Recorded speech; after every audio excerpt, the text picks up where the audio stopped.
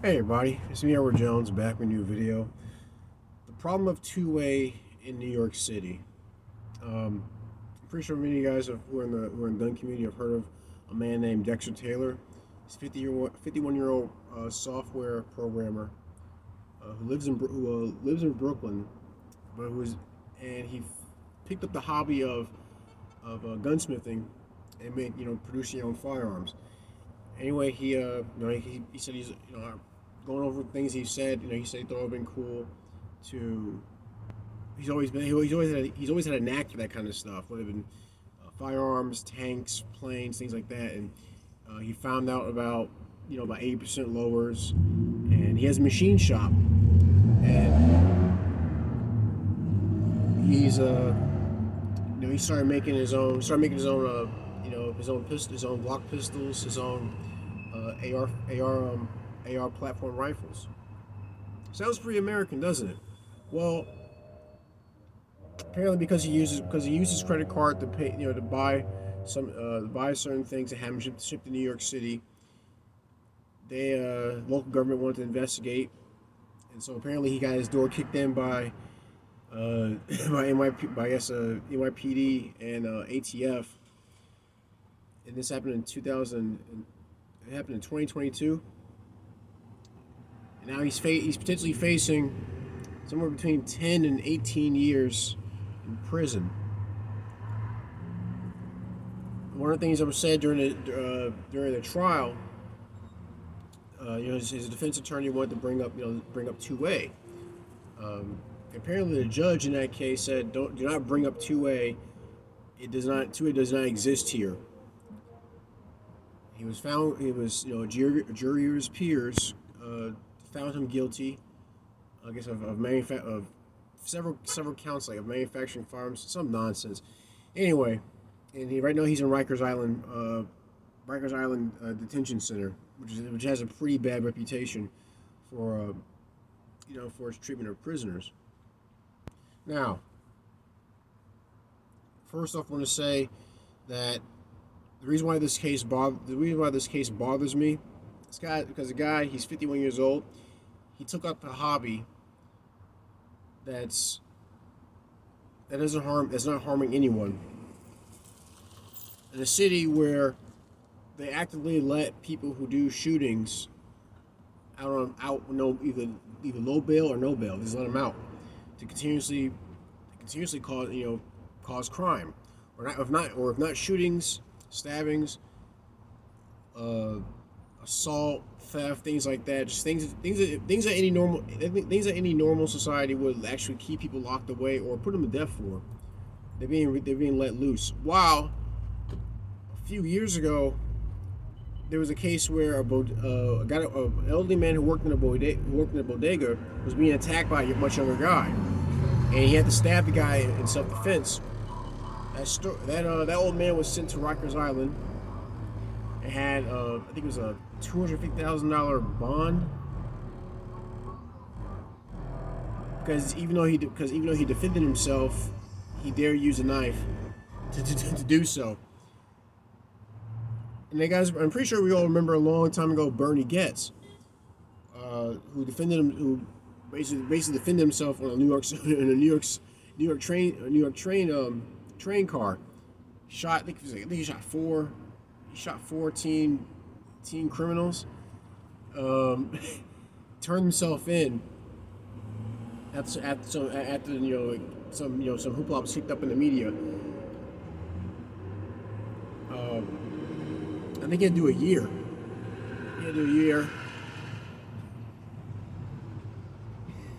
Student driver for semis. Yeah, he had to do a year, and he had to do a year in prison. Because he had an unregistered pistol. I'm bringing all this up because of this. This case bothers me because I'm from Brooklyn, New York. This guy, Dexter Taylor, is from Brooklyn, New York, and we both had the same hobbies in common. We both had the same interest. The only thing is, I had the foresight, and then again, I'm not saying this as an indictment against him. The only thing he dared to be free in a place like New York City. But I had the foresight at 12 years old to suggest that maybe I should move to South Carolina, which is where I am, where I've been since 2001. I haven't been back to New York City since 2010. I have no interest in going back.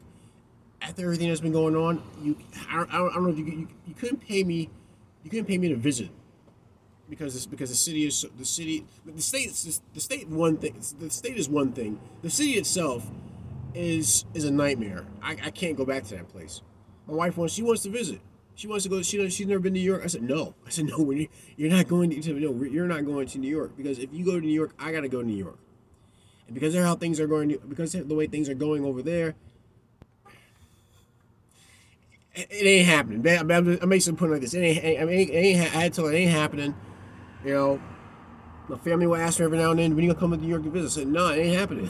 No, I'm not going back. I'm not going back to New York. I could easily be in the same situation as him. You know, again, only thing he dared do was be free, be an American in New York City. And the fact that a jury, just like what Bernie gets back in the '80s, a jury nowadays, a jury convicted him of manufacturing firearms, which he wasn't. The thing is, he wasn't. As far as I know, he wasn't selling them. He was making them because it's a cool thing to do, which it is. It's cool. It is pretty cool to make firearms. It's an excellent hobby to have. It's a great skill to learn. Jury convicted him, and now he stands to do 10 to 18 years in New York, in a New York prison. The problem with 2A in New York City is that it's long been a place that has not been friendly towards that right.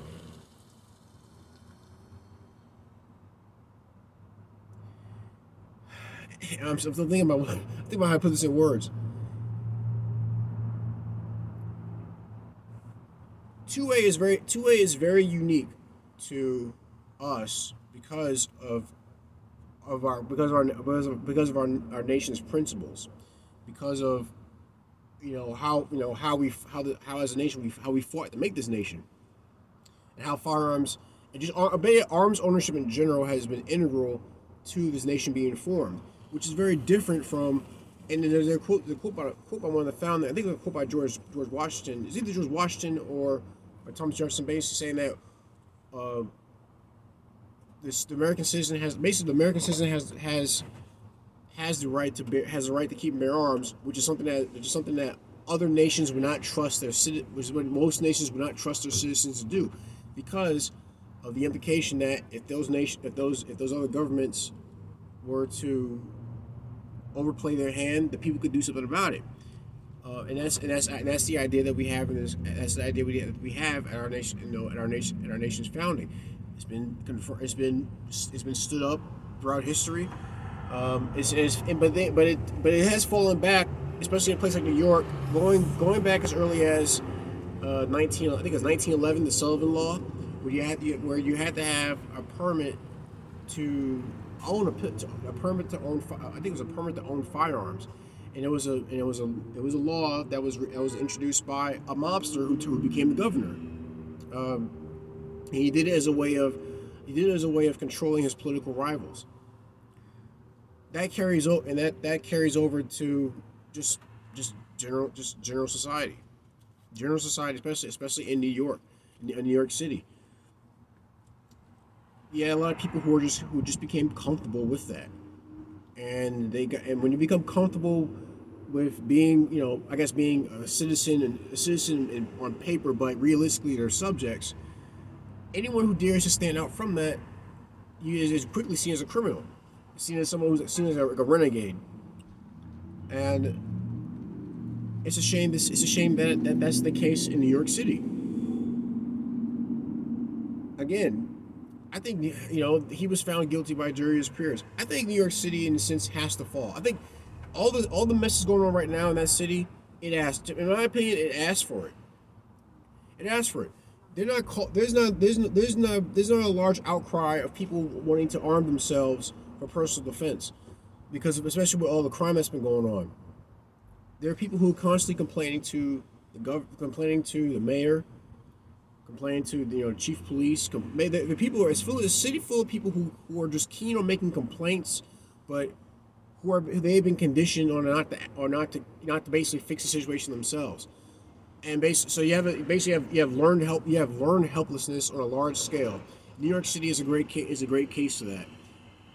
To where you have a guy, Dexter Taylor, who's basically carrying out a hobby, making firearms, and he's seen as a public threat. But the guys who are out there doing actual crime are let loose, and the public and the members of the public can't piece that together. They don't have the attitude at large in New York City is antithetical to the principles that make 2A possible. To where it makes 2A something that should be growing, something that should be encouraged, and especially in a place like New York City.